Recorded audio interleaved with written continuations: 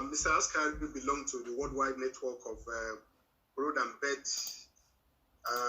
initiatives, and I want him to, in his paper, he will speak about China railway development, debt trap, and all those fears people are entertaining. Mr. Askari.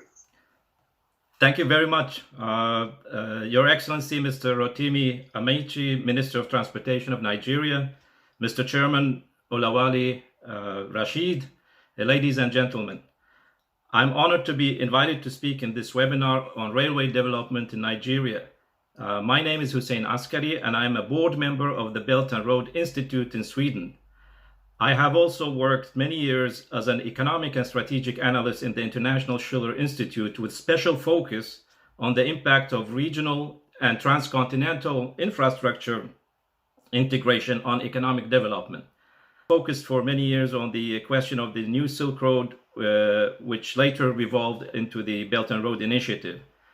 I'm the co-author of this book called Extending the New Silk Road to West Asia and Africa, and how to integrate these two regions into the Belt and Road Initiative. Therefore, my focus today is on the continent of Africa as a whole, not simply only on Nigeria. As for Nigeria, I can only say that I have watched this with gratitude, what has been presented and will be presented, because I also need to learn more about Nigeria. The Belt and Road Initiative, which was announced by Chinese President Xi Jinping in 2013, is becoming the largest economic endeavor in history. It's already shaping many aspects of the world economy so far, and 136 nations have joined the initiative, including 46 African nations. Now, why is this important for Africa? It's a well-known fact that the railway system built by the colonial powers in Africa had one and only one purpose, that is to extract wealth from Africa to the world markets. Not only are the different nations not connected together, but the railways are of different gauge systems. So here we can see the difference between the colonial system and what we envision for the future of Africa's rail. This condition, or the colonial condition, and the lack of efficient intra-African transport networks created a situation after independence up to this day where the different African nations trade with the outside world is far greater than among neighboring African nations themselves. So Africa's trade with African nations is only 13% of its total trade. For example, when I looked at it in 2014, Sudan's trade with Egypt, which is a neighboring country, was only 1.5% of the two countries' trade with the rest of the world. So this is not a very good situation. A World Bank study conducted in 2006 projected that if the roads networks among African nations were to be upgraded, that's the existing roads, only if you upgrade these, you will have a growth of trade in these nations for between 250% and 1,000%, especially in the sub-Saharan landlocked nations. The new Africa Free Trade Agreement is, of course, a huge step forward, but you cannot have trade without trade routes. So if we look at the next slide, this is a map issued by the World Food Programme showing the level of hunger in the world.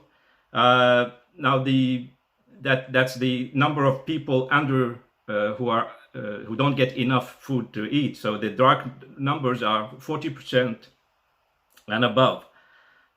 You have the gray countries like South Sudan and the Congo here. They are not represented, but because there are no statistics, but they are in the deep purple color. So what you see here is that the most affected countries, what is common among them is that they are all landlocked.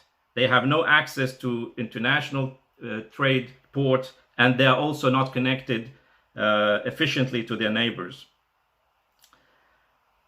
So So only if you upgrade, as we said, the existing roads and build them better, you will increase the trade. Now, what happens if we have much greater railway integration? So why is if we move to the positive side of things, is that this is from the 2018 Forum on China-Africa Cooperation, the FOCAC, and almost all African leaders were in Beijing. 2 weeks later, less than half of the African leaders went to the United Nations General Assembly, which shows their interest. Now, why is China interesting for Africa? Now, in President Xi Jinping's visit to South Africa and the FOCAC summit in 2015, he said a number of very interesting things, including the fact that China, as a developing and poor nation, managed in 3 decades to leapfrog the industrial nations who took like 200 years of development. And he said this is completely possible to do in Africa. However, he outlined identified three bottlenecks of development, which is very important to think about. And the first one is the shortage of capital, and that's for Africa. But China is speaking from its own experience. The shortage of skilled labor and the lack of infrastructure. Concerning the first one, on the shortage of capital, China is contributing large sums of both loans, but also foreign direct investment into African infrastructure and industries. So it was $60 billion between 2015 and 2018, and in the next period is $60 billion in credits. Now, concerning the shortage of skilled labor, China is intending and have been working, like in the railway projects in Kenya, to educate the Kenyan or the local workforce to participate in these projects. These are the ladies who are running the Mombasa Nairobi railway. They had courses in China and in Kenya to do these things. So the third bottleneck is the lack of infrastructure. The lack of infrastructure, which is without infrastructure you cannot get anywhere.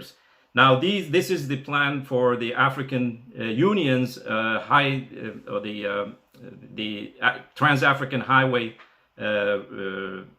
road, network, to connect all the African networks. But it's more efficient to connect the African continent with railways, because long-haul truck transport is not as efficient as trains. But this is one of the bottlenecks of Africa's development. So in 2014, the Prime Minister of China was in East Africa and also in West Africa, in Nigeria, and he pledged that China is willing to connect all the African nations with modern railways. And immediately work started, and we had the first, one of the first and very quick project was the Djibouti Addis Ababa railway, which is key to Ethiopia's own national development plans. This is not simply a Chinese plan, it is part of Ethiopia's national development plan, which includes industrialization and building of industrial zones. The second one was the Mombasa-Nairobi railway, which was also accomplished in record time, but also it's part of the East African master plan of transport, which will connect all the East African nations, but also with the of the Great Lake nations, which are landlocked. We had also the Angola, Zambia, Tanzania railway, which upgrade and connection, which also was done in record time. You already in Nigeria have massive projects for railway, both in cooperation with China, but also with other countries.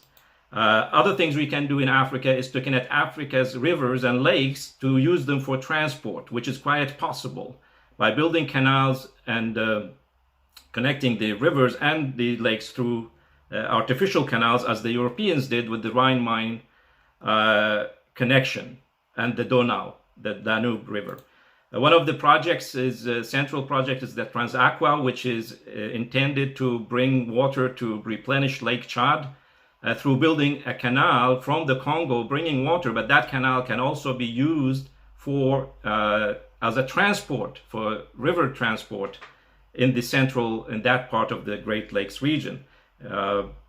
So 2 years ago, my colleagues were in Nigeria, in Abuja, where the Lake Chad Commission actually accepted this proposal as a policy, and a Chinese and Italian company signed a memorandum of understanding to work on the feasibility study of this project. Now, what I come to the final part of is what I call the Sputnik effect. When the Russians sent their first spaceship into space and the satellite, the Sputnik, that motivated the United States to accelerate its space program as in a competitive fashion. Now, that kind of competition is quite positive, and therefore, because China cannot do all the work needed in Africa, we need to motivate nations in Europe and the United States to participate in the infrastructure projects in Africa. I take this example from Egypt because last September, the Egyptian Transport Ministry announced that a Chinese-Egyptian consortium won the bid to build a high-speed railway in Egypt. But then, just in January, we heard that the German Siemens had come forward because their previous bids were rejected because the Chinese were cheaper and more efficient and quick. The Siemens renegotiated its bid and offered a cheaper, faster contract, including employing Egyptian local companies in the project. So now the Siemens will do the project instead of the Chinese. But that kind of competition is helpful for the nations of Africa. So we are not advocating only that China should be involved. We advocate that all nations should be involved in the Belt and Road and in the development in Africa. Now, in conclusion, what I think is important, and Mr. Jide Ihizil mentioned, is what do we intend with the railways? Because the railways are not simply taking a container or a shipment from point A to point B, from Ibadan to Lagos. The real purpose of this kind of infrastructure is to create what the late American economist Lyndon LaRouche and my own teacher calls or developed as the development corridor, where you have railways as the backbone for the development corridor, which extends 100 kilometers on each side. But it also includes water canals, water transfer, power transfer, oil and gas pipelines, but also building industrial and agricultural projects around these infrastructure. So the local natural resources, human resources in these areas between A and B can be developed and augmented, and value is added to whatever moves from point A to point B. So that should be the purpose of the development of the railways in Africa. So these will be like the blood vessels in the body. They carry nutrition to all the different parts and organs of the body, so everybody is activated. So in conclusion, I think that Africa has a bright future ahead. It could become the workshop of the world and the breadbasket of the world too. The 1.3 billion people who are projected to reach 3 billion people of mostly young Africans in 2050 hold the key to the future. The only thing they need is the tools of progress, and emphatically the infrastructure, both this hard infrastructure, but also the soft infrastructure, which is education and healthcare. Thank you very much. Therefore, I don't think, I just have 1 minute left. I'm optimistic that Africa is leading towards a bright future, and the railways will be a way towards integrating Africa's peoples and their dreams. I don't think this is an exaggeration. It's not far-fetched. It's quite possible and practical. I have some ideas, of course, about how Africa and Nigeria can finance its own infrastructure development autonomously. But we can leave that for the discussion period or to another occasion. So thank you very much for your patience. Thank you very much, Mr. Askari. Thank you very much for that detailed overview You have given us a bigger picture, a world view, and how it affects Nigeria in terms of Chinese involvement.